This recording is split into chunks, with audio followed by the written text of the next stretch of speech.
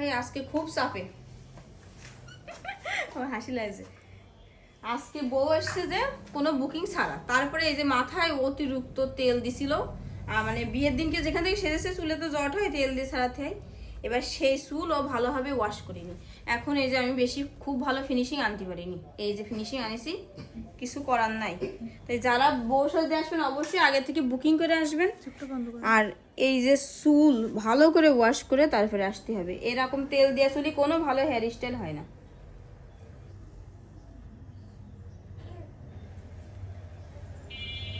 এটা থুতনি উঁচু হবে, থুতনি উঁচু হবে এরকম। চোখ বন্ধ রাখো।